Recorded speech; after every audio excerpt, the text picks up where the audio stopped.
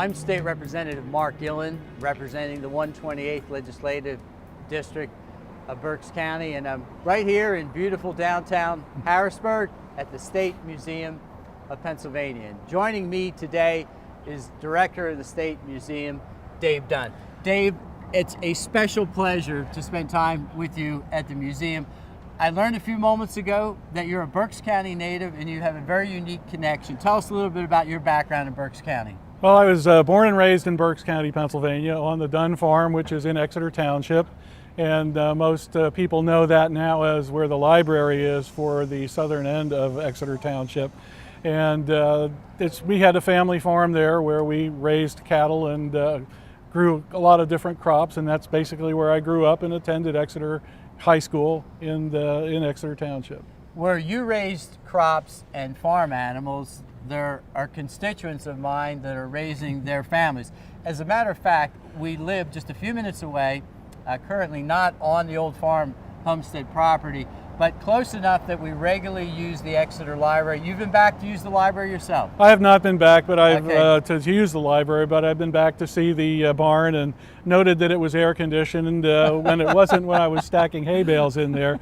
But I had been back to give a talk in the barn actually about what farm life was like back in December of 2012. You sold the farm, the family farm, in 1996. That's correct. I recall. Mm-hmm. Was that difficult? Was that hard? It was hard, and it's bittersweet for me to go back because now I see houses springing up where I used to plant corn. But it's also nice to know that the property, the house and the barn are still there, and the public's getting good use to it. The family donated 30 acres plus the barn to the township, so I'm happy to see that that is continuing on and it has a good constructive use to the township.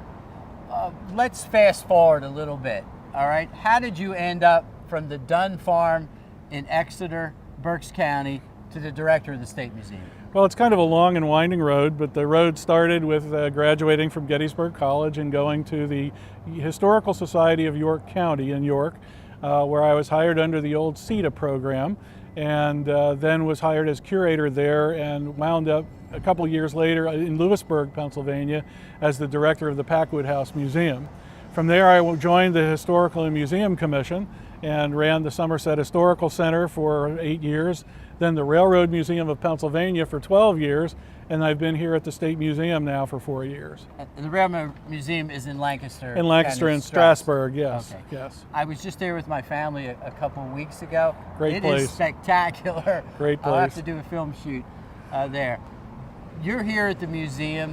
What exactly does Dave do on a daily basis at this museum? Well, one thing nice about museum work and being a director is it's never the same. Any day I have meetings, we talk about exhibit improvements, we talk about building maintenance, we talk about programs for the public. So there's something going on every day that we try to do a really good job to serve the constituency of the whole state of Pennsylvania. We are the State Museum of Pennsylvania, kind of the Smithsonian of Pennsylvania, because we have art, history, and science all in the same building. So if we're looking around the panorama here where we're situated, the state capitol is off to my left. We've got 3rd Street, and then we've got Forrester off the side. It's accessible by main streets. Right, we are right in the downtown area, hard to miss. And we have basically 260,000 square feet of exhibit space scattered over 4 floors. I see parking in front here. Are there parking garages? How do you navigate this area? We have parking around the building. We have meters and the new kiosks that they put in. There's several parking garages nearby as well. So it's kind of hard not to find parking, but it is pay for parking, and that you do have to realize when you come to visit us. All right, so a person of average intelligence can figure the kiosk out. It looks like a computer system over there. It is. You can use a credit card or cash, and you can enter the license plate of your car and push in the numbers, put the money in or your credit card, the number of hours you need, and you're good to go. How would you like to lead us on a tour of the museum now? Well, we'll take you in the building and take you up into the 1st floor in what's called William Penn Memorial Hall, and we'll talk about William Penn and his accomplishments. All right, I'll join you for that tour. Thank you. All right, very good.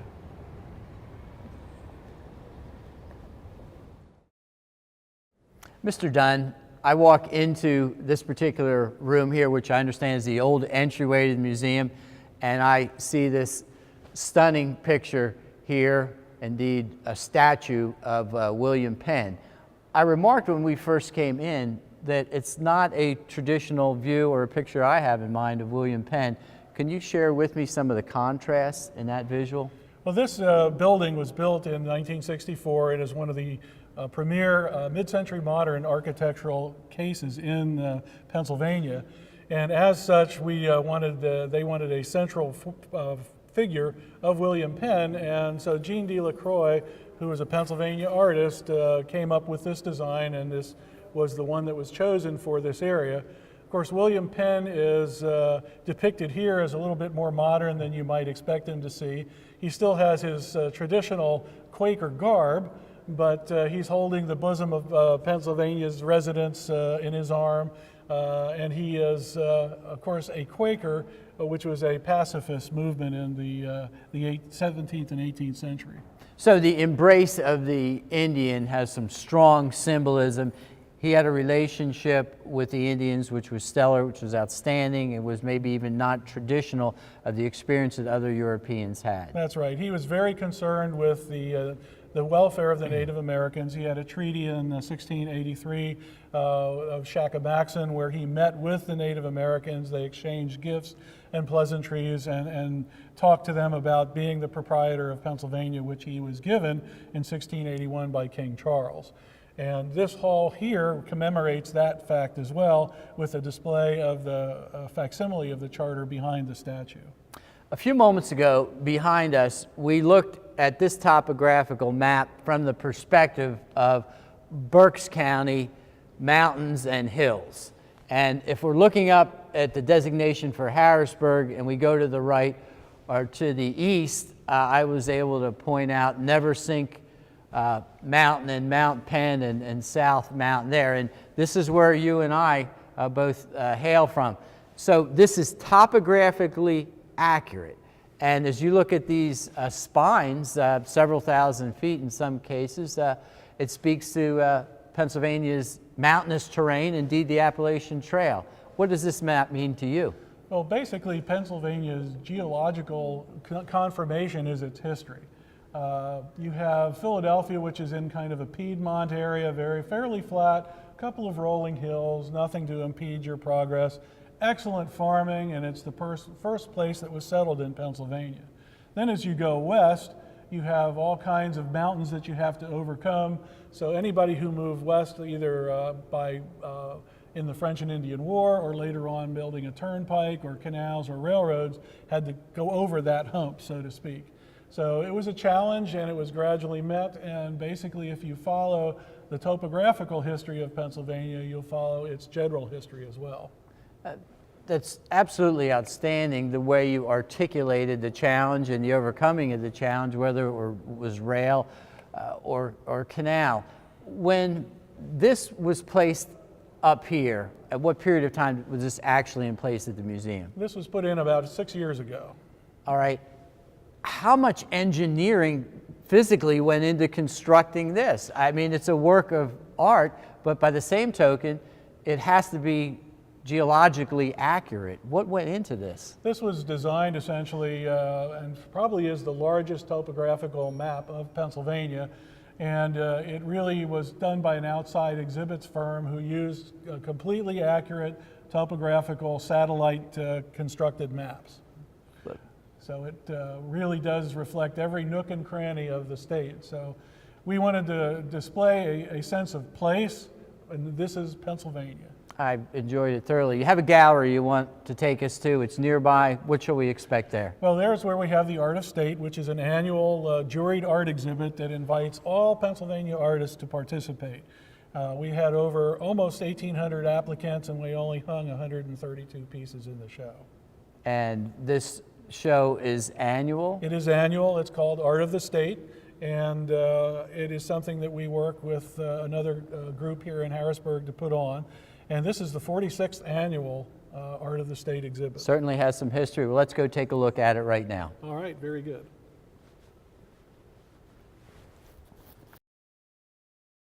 there's a number of different categories to the show, from what I understand. Yes. Cover a couple at least of the categories. Well, we have works on paper, we have crafts, we have sculpture, we have paintings, and photography. I believe those are the 5. So I'm looking over here, something by Kim Stone and something by Jas Siegel. We've got a hillside farm. It's as in oil. And maybe it harkens back to your old farmstead a little bit. So you have a preference in terms of oils, pastels? I do not have a preference. I like to look at art as a very open book. And like music, it is an art and a different way of expressing yourself. Some people like modern art more than others. Some people like traditional art. Some people just like the sculpture and the touchy-feely art. Right. So. Well, this is going to be a bare the soul moment for me. I have no artistic ability. I can appreciate good art. My wife was an art minor at college at one point. How about you? Any special talent or ability? I don't do much art. No, I can build things, I can construct things, design things. But as far as art, I know what it is, but I can't do it. All right. So you and I are in the same boat together. We're both athletes. We don't have artistic ability, right? As I look around the building, I see some special notes on art exhibits. Like we've got the portrait over here, and it's got a red tag on it. It's got a designation, the State Museum of Pennsylvania 2014 Purchase Award. What exactly does that mean? Well, the dot means that it's sold, and essentially the Purchase Award means that the director and the executive director of the PHMC, and in this case the First Lady of Pennsylvania, Susan Corbett, all 3 of us determined this was going to be the painting that we purchased for the museum's permanent collection of art. So the First Lady is involved in arts significantly, so much so that she concurred with you. She made the decision. It was a collaborative effort. Yes, yes. And this is the 2nd year in a row that she worked with us to do that. And this particular artist is on display all over the National Portrait Gallery and many fine galleries across the country. And we didn't have an example of her work, so this was a very good idea. We're looking for iconic pieces that will stay in the museum's collection, and the people will go on to stay very good standing as Pennsylvania artists. We're not going to show this area exhaustively because we want folks to come and experience it at a personal level. All right? This is constantly changing. You were at the museum last year, the year before. It doesn't matter because this is all new here. That's right. Yeah, we usually change out at least 2 exhibits a year. Last year we had an exhibit of chairs from the museum's collection, and we have another exhibit coming in this fall on just the watercolor. Well, as we go to the next section of the museum, I'm going to take a look at some of the artwork over here, and we've got barbed wire, if I'm not mistaken. Yes, it's a sculpture entitled from Todd Fry. It's called Halcyon Fury. Mr. Dunn, this section here is titled Anthropology and Archaeology. Illumine us. What are the distinctives between the two? Anthropology is the study of ancient man, and archaeology is the science of that discovery, the methodology of how you go about discovering the artifacts and specimens that are used to build the history of anthropology. I know of no one who would not be intrigued by what is depicted here. Take us below ground level. What are we looking at?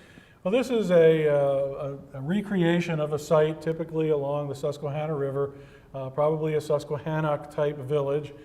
In the background, of course, you can see the river, and they basically are along the river because that's where most of the settlements were. Fresh water and transportation right adjoining the campsite. And these towns usually had somewhere between 300 and 400 people. Later on, they got larger as the agricultural element was improved. But what we're looking at here is the crew has stripped away the topsoil, and what you're seeing is dark areas which denote a previous structure on that site. In this case, it's a burial or perhaps a midden pit which they threw garbage into. And the dark stain is just because it's different earth that filled in that normal clay surrounding it. And we have a burial here, which is a model of a burial. You have post holes, which is a group of dots that go in a circle, indicating there was a circular house. In the middle was a refuse pit. Often they started out as a fire pit also over on the other side in the middle of the house. And so that basically is unearthing a small house in a village along the Susquehanna River. What would be the trigger for the interest of the Historical Museum Commission? An artifact, a tool, pottery, glass? What is it that excites you about a particular site when you hear something's been discovered? Well, the archaeologists usually look for something that is a trigger, such as a shard. And usually these come up, either a farmer will come in and say, look, I found this on my property, and if it's a really nice ceramic shard from a pot, and our archaeologists can tell it's a Susquehannock just by the way the cordage is applied to the outside or the incised decorations, they'll have an interest in that. And more often than that, however, somebody decides to put a highway through or a new bridge or something, and then our Bureau for Historic Preservation works with the State Museum to make sure that those features are preserved. And that way they're dug up, preserved, cataloged, and brought back to the State Museum, where we have 5 million archaeological items stored. That's an extraordinary number. And they are stored where? They're stored in a secure area beneath the plaza here in the Keatstone building. Wonderful. I noticed coming in behind us here, we have a cross section of an excavation. And tell us a little bit about what's going on. Well, this is an excavation of a stratified rock shelter, which is the Sheep Rock Shelter in Huntington County. And it's one of the oldest archaeological sites in Pennsylvania. It dates back more than 26,000 years ago.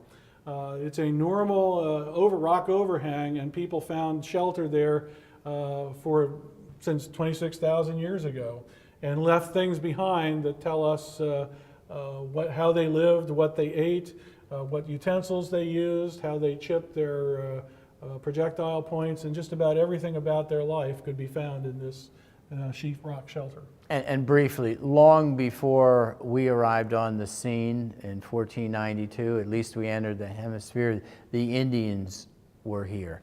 What are we unveiling recently, more contemporary, about their culture archaeologically? Well, we're learning more about things. We have also been working with the Native American cultures that have survived in the country. We've been working with the Onondaga, the Delaware, the Iroquois, all talking with them about their culture. And they're actually going to be working with us when we update this gallery in the next couple of years.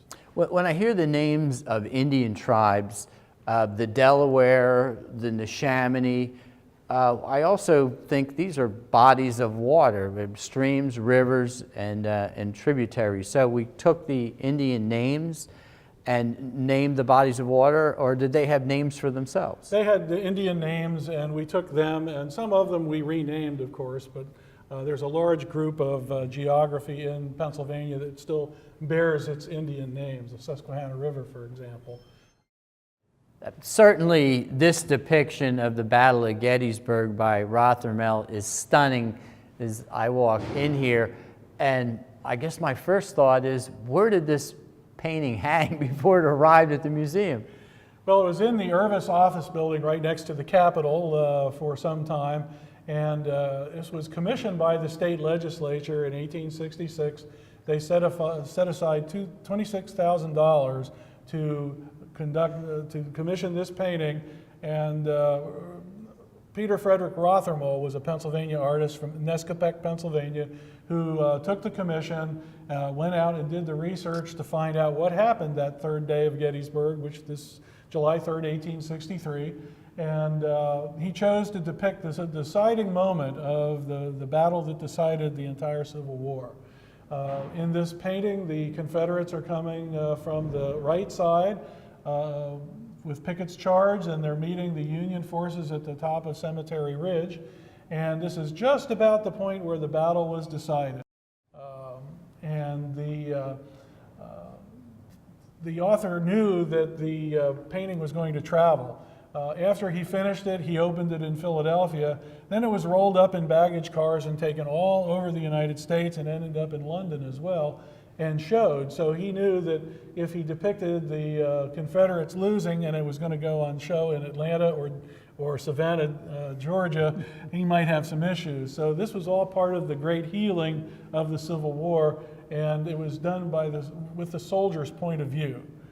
Personal contact, dead bodies, dead horses, debris from the battle all over the ground. That's what the soldier remembered. And while the artists of the era thought this was too livid, the soldiers loved it and usually showed up when it was unrolled to tell their stories. So a Civil War veteran looking at this picture, and since it was painted in 1870, many actually saw it, they described this as being accurate. Pretty much. It was just a really horrible hot day, very smoky, lots of confusion. Everybody took their wool off and were fighting in their long johns, basically, with their trousers on. So it was quite a really memorable day for the veterans, and they did decide this was fairly accurate. Yeah, I have to admit, I looked at it and I couldn't figure out who was winning at this particular moment, but I understand you to say there was a little political correctness involved because it was being shown all over the country. Yes, yes. And the other thing that the legislature did is they bought collections out of Gettysburg. There were people who went on the battlefield and picked up artifacts, took them home, and then showed them in many museums at Gettysburg because it instantly became a tourist site. And the state purchased a lot of those collections, and we have a lot of those collections on display right next to the painting here to depict Pennsylvania's commemoration of the Civil War. It's a fascinating room. I noticed the drum over here has got a bullet hole through it. That's right, and it's the same drum that's depicted in the painting between the private's legs right in the middle of the painting. You've got various projectiles, guns, uniforms, and all swords. of them have a Pennsylvania story to tell, and they'll have to come and take a look at it. All right. Well, I'll tell you what it's done for me. I want to spend more time in this place, and you're going to take us to another floor. Yes, we're going to go up and take a look at our mammoth. We have a woolly mammoth here. We have a mammoth and we have a mastodon, yes. I'm looking forward to seeing both. Thank you. Okay, very good. Dave, there's a lot to see in this museum, but I have to admit to you, when I walked into this room and looked at the mastodon, this really caught my attention. And to think that this mastodon lived in Pennsylvania and was unearthed in Pennsylvania, tell us something about that event. It's kind of hard to believe it was alive about 12,000 years ago and wandering around in the woods. It was a herbivore, which means it eats just plants.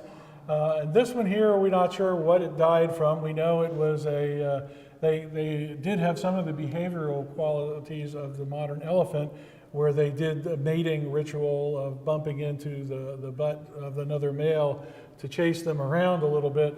And this one had some disease in its tail indicating that it had been bumped quite a bit. It had arthritis in its tail. So 12,000 years ago, this was the king of the peat bog. And that's where they found him, up in Marshall's Creek, up in the Poconos. And in 1968, they were digging peat in the bog, and the backhoe hit a bone. They brought it up. They took it to the State Museum. The State Museum recognized exactly what it was. They sent a team back up and exhumed the whole thing.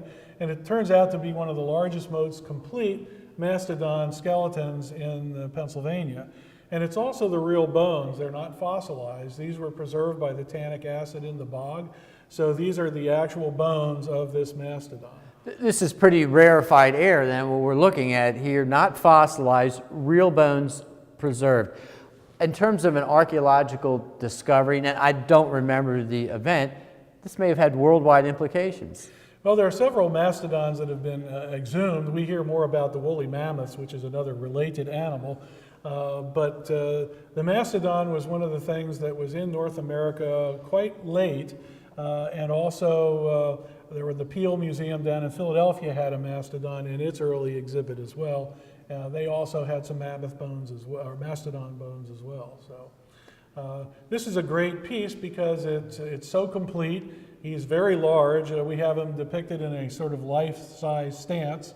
And this particular skeleton is held by a framework where you can take apart any bone, pull from it, and you don't have to take the whole rest of the statue apart.